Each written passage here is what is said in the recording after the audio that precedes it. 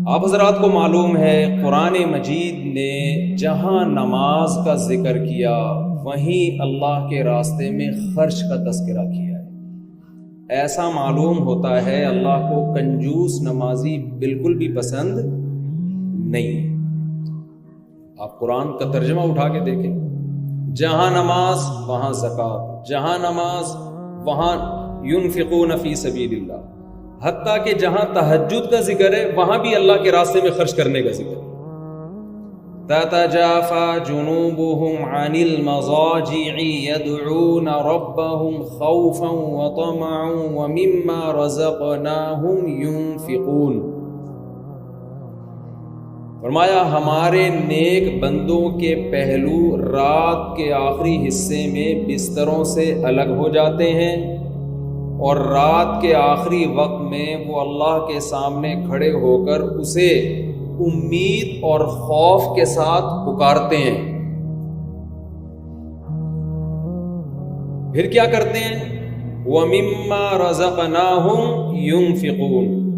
یہ بھی ان کی عادت ہے راتوں کو مصلی سنبھالنا، اور ایک اور ان کی عادت ہے جو رزق ہم نے ان کو دیا اس میں سے خرچ کرتے رہتے۔ یہ فعل مضارع ہے، یہ کام مسلسل ہوتا رہتا ہے۔ دو آیتیں قرآن مجید میں ایسی ہیں جہاں نماز کے فوراً بعد اللہ نے انفاق کا حکم نہیں دیا، ایک آیت بیچ میں ہے اس کے بعد انفاق کا حکم ہے۔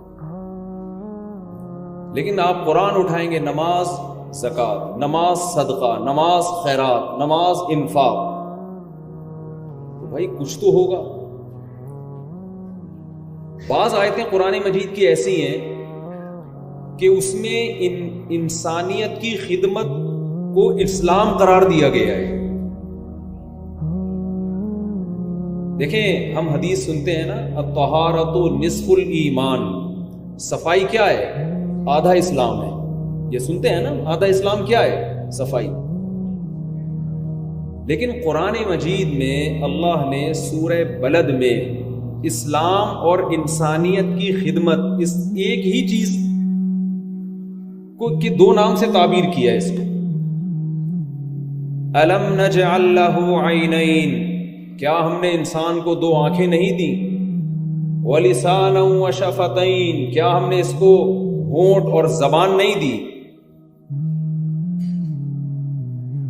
آج جو میڈیکل سائنس جب انسان کے اعضاء پہ غور کرتی ہے یا اس کائنات پہ غور کرتی ہے، اس کے غور کرنے کا انداز کچھ اور ہوتا ہے۔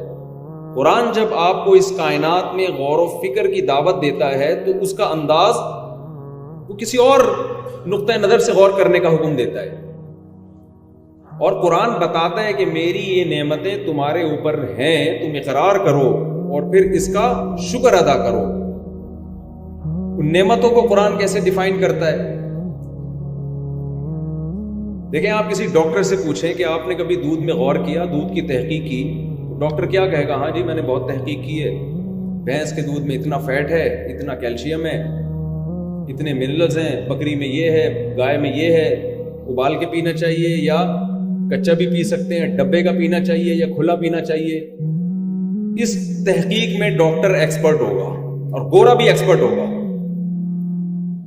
لیکن قرآن بھی دودھ کا تذکرہ کرتا ہے، ایک اور زاویے سے ہمیں قرآن دودھ میں غور کرنے کا حکم دیتا ہے۔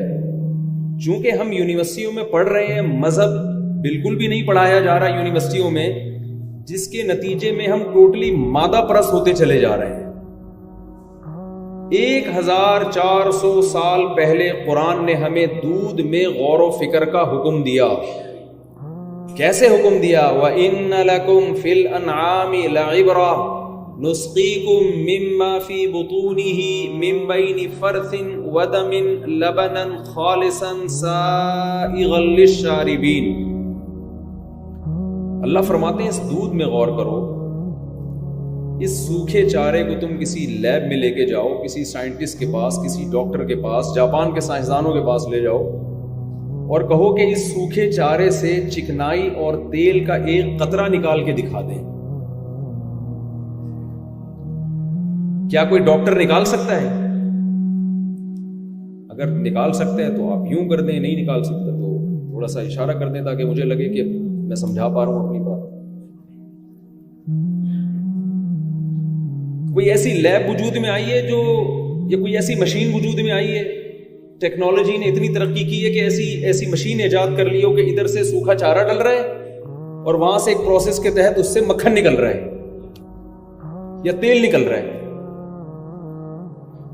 آپ اگر جاپان کے سائنسدان کے پاس چلے ہیں نا، جاپان کی مثال اس لیے دے رہا ہوں کہ وہ میڈ ان جاپان کوئی چیز ہو تو وہ، اگر پان بھی میڈ ان جاپان ہو جائے نا، ہمارے بہت سارے پشاور اور افغانستان کے لوگ جاپان میں گئے ہیں، جیپنیز کو نسوار کا عادی بنا دیا انہوں نے، نسوار کی دکانیں کھل گئی ہیں وہاں پہ، چپلی کباب بک رہے ہیں، جاپان کی رپورٹ پیش کر رہا ہوں۔ تو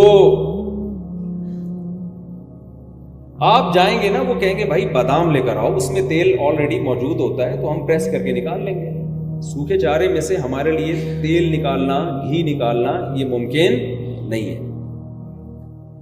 اللہ تعالیٰ قرآن مجید میں فرماتے ہیں ہم یہ سوکھا چارہ جانور کو کھلاتے ہیں، اس سوکھے چارے سے 3 چیزیں ہم بناتے ہیں۔ من بین فرثن، گوبر بنتا ہے، وہ گوبر زمین کی طاقت اور توانائی کو بحال کرنے کا ذریعہ بنتا ہے، دوبارہ اس سے چارہ پیدا ہوگا تاکہ یہ جانور دوبارہ کھائے۔ من بین فرث و دم، اسی سوکھے چارے سے ہم اس کا خون بنائیں گے جو ایندھن کا کام دے گا، اس مشینری کو چلانے کے لیے پاور کا کام دے گا۔ من بین فرث و دم لبنا خالصا سائغا للشاربین، جس فیکٹری میں سوکھے چارے سے گوبر بن رہا ہے، جس مشین میں سوکھے چارے سے خون بن رہا ہے، خون کی رنگت اور گوبر کی بدبو، اور گوبر کی رنگت اور خون کی بدبو سے بچاتے ہوئے ایک سفید رنگ کا، خالص کا مطلب خالصا من الدم والفرث، خون اور گوبر سے بچاتے ہوئے اس کا کلر دیکھو، وہ جانور کے تھنوں میں اتارتے ہیں، یہ تو دیکھنے میں ہے اور چکھنے میں کیسا ہے؟ سائغا للشاربین، پینے والوں کے حلق میں پھسلتا چلا جاتا ہے۔ ہمارے شیخ حضرت مفتی رشید احمد صاحب رحمہ اللہ تعالی جب یہ آیت پڑھتے تھے فرماتے تھے اتنا مزہ آتا ہے اس آیت کو پڑھنے میں، ایسا لگتا ہے ایک گلاس گرم گرم دودھ اللہ نے پلا دیا، اتنا مزہ آتا ہے۔ بھائی کچھ ہمیں مادہ پرستی سے نکلنا چاہیے، کچھ اس کائنات میں بھی تو غور کرنا چاہیے، یہ نعمتیں کون دے رہی ہے؟ کیا خود بخود ہو سکتی ہیں؟ ڈاروین تو کہہ کے چلا گیا یہ انسان بندر سے انسان بنا ہے اور یہ سب آٹومیٹیکلی ہوا ہے۔ میں اکثر مثال دیتا ہوں کہ ایک تصویر کسی کاغذ پہ بنی ہوئی ہو جس میں آنکھ ناک کان ہو، ایک انسان کی تصویر ہو، آپ کو مصور نظر نہیں آ رہا کہ یہ تصویر بنائی کس نے ہے، آپ تحقیق میں لگ گئے یار یہ کس نے بنائی ہے، کوئی اقرار نہیں کر رہا، کوئی مصور نظر نہیں آ رہا۔ آپ نے سائنسدانوں سے رابطہ کیا، وہ سارے بڑے بڑے فلاسفر اور سائنٹسٹ جو ہے نا وہ سر پکڑ کے بیٹھ گئے کہ یار اس پہ تحقیق کرو، اب کوئی بندہ تو مان نہیں رہا کہ میں نے بنائی ہے۔ اب ایک تھیوری پیش کی، ایک نظریہ پیش کیا کہ کروڑوں اربوں سال پہلے ونس اپون اے ٹائم ایک دھماکہ ہوا تھا اور ایک ایسے کروڑوں کاغذ وجود میں آئے، ان میں سے ایک یہ والا کاغذ تھا، پھر کلر وجود میں آیا، پھر رنگ کے ڈبے وجود میں آئے، ڈسٹیمپر کمپنی وجود میں آئی، پھر برش وجود میں آیا، پھر خربوں۔ آپ کہہ سکتے ہیں یار یہ کیسے اتفاق اتنے سالوں میں ہو سکتا ہے؟ وہ کہنا نہیں، میں اکثر یونیورسٹیوں میں کہتا ہوں کہ سائنسدانوں کے پاس سالوں کی کمی نہیں ہوتی، وہ والے سالے نہیں جو آپ سمجھ رہے ہیں جو میرے اور آپ کے ہیں، تو سالوں کی کمی نہیں ہوتی، ٹائم کی کمی نہیں ہوتی، کروڑوں سال میں ایسا ممکن ہے۔ بھائی کروڑوں سال میں بھی کلر اس طرح سے خوبصورت انداز سے آنکھ ناک کان بن جائے یہ ممکن نہیں ہے، چلو اربوں لگا لو، اربوں سال میں ہوا ہے، بھائی اربوں سال میں بھی نہیں ہو سکتا، 20 ارب سال لگا لو۔ تو کیا یہ پاسبل ہے کہ کھربوں سال میں ایک پیپر پہ ایک خوبصورت سی تصویر بن جائے جو بے جان ہو؟ کیا یہ ممکن ہے؟ آپ اگر نہیں ممکن ہے تو کہہ دینا زبان سے، نہیں ممکن ہے، یہ اتفاق نہیں ہو سکتا۔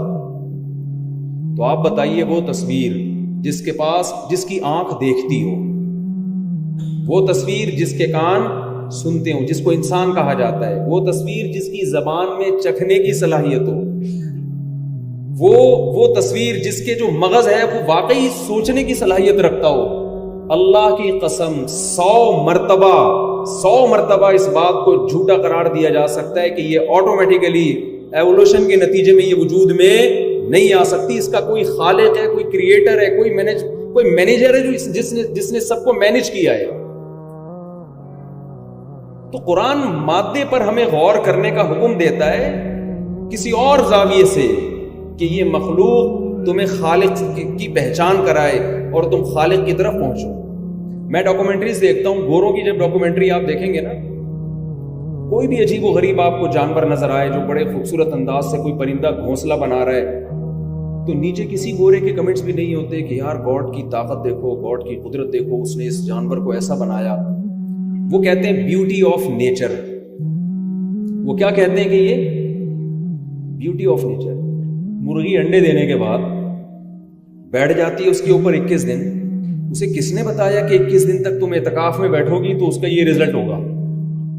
ہمارے نوجوان طبقہ رمضان کے آخری عشرے میں اعتکاف میں بیٹھتا ہے تو بٹھایا جاتا ہے نا ان کو، یہ خود بخود آ کے بیٹھ جاتے ہیں، ان کو فضائل سنائے جاتے ہیں کہ بھئی 10 دن کے اعتکاف سے تم میں اور جہنم میں اتنا فاصلہ ہو جائے گا، یہ سنت ہے، ایک دن ایک سانس کا ثواب ملے گا، یہاں سونے کا بھی ثواب ملے گا، اس لیے بہت سے اکثر کوشش کرتے ہیں کہ سونے میں زیادہ ٹائم گزارا جائے۔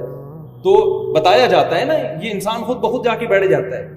مرغی کو کس نے بتایا کہ بھئی یہاں پر اس انڈوں پہ تو 21 دن بیٹھے گی تو اس سے چوزے نکلیں گے اور پھر ان چوزوں کی تو نے حفاظت کرنی ہے؟ یہ کس نے بتایا اس کو؟ یہ خود بخود یہ سب چیزیں ممکن نہیں ہے۔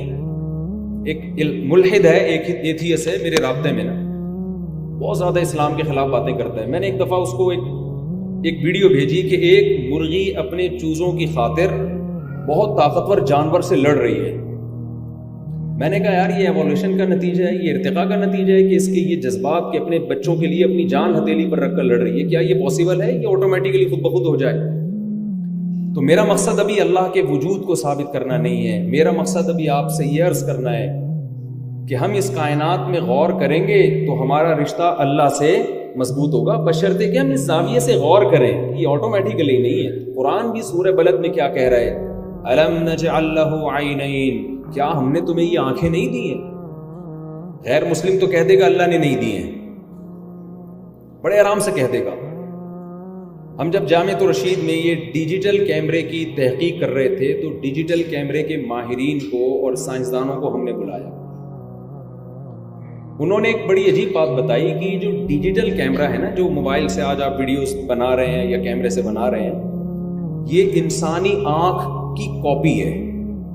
سائنسدانوں نے دیکھا کہ انسانی آنکھ دیکھتی کیسے ہے، تو اس کا مختصر خلاصہ میں دیسی زبان میں تو سائنس کی ٹرم نہیں جانتا، انہوں نے کہا روشنی کسی پہ لگتی ہے نا تو وہ ٹکرا کے ہماری آنکھوں کے پردے پہ لگتی ہے، تو اللہ میاں نے اندر کوئی ایسے سافٹ ویئر لگائے ہوئے ہیں وہ اس کو برقی لہروں میں یا کسی اور ریز میں چینج کر دیتے ہیں، پھر پیچھے اللہ نے ایسے آلات لگائے ہوئے ہیں وہ سنبھل کو ریورس کر دیتے ہیں۔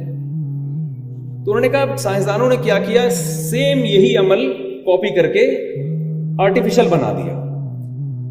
تو اگر یہ عمل سائنسدان نہ دیکھتے تو ڈیجیٹل کیمرہ وجود میں نہیں ہے، یہ ڈیجیٹل کیمرہ ایجاد نہیں ہے، یہ انسانی آنکھ کی کاپی ہے۔ اب مجھے ایک بات بتاؤ، کوئی شخص یہ دعویٰ کرے کہ یہ ڈیجیٹل کیمرہ کروڑوں خربوں سالوں میں خود بخود وجود میں آ گیا، اس میں لینسز خود لگ گئے ہیں اور پاور خود بخود پیدا ہو گئی ہے اس میں، تو بے وقوف ہوگا ایک نمبر کا، یقیناً ہوگا۔ تو جو کاپی ہے وہ خود بخود وجود میں نہیں آ سکتی، تو جس انسانی آنکھ کو دیکھ کر جو اوریجنل ہے وہ آٹومیٹکلی کیسے وجود میں آ سکتی ہے؟ جاپان موبائل نکالتا ہے، امریکہ موبائل نکالتا ہے، چائنا کاپی کر لیتا ہے نا۔ مجھے لگ رہا ہے میں سمجھا نہیں پا رہا اپنی بات، پیچھے کو گناہ ہوں، کچھ سمجھ میں نہیں آ رہا بھائی۔ اوریجنل ایک جاپان نے موبائل نکالا، چائنا کی فوراً دھڑا دھڑ کاپیاں آنا شروع، ملیشیا نے نکالا یا کسی بھی کنٹری نے، دھڑا دھڑ چائنا کی کاپیاں۔ اب ایک آدمی کہہ رہا ہے چائنا جو کاپی بنائی ہے یہ تو چائنا نے بنائی ہے لیکن اوریجنل خود بخود وجود میں آ گیا۔ ارے بھائی کاپی جب خود بخود وجود میں نہیں آ سکتی تو جو اوریجنل ہے وہ کیسے آ گیا؟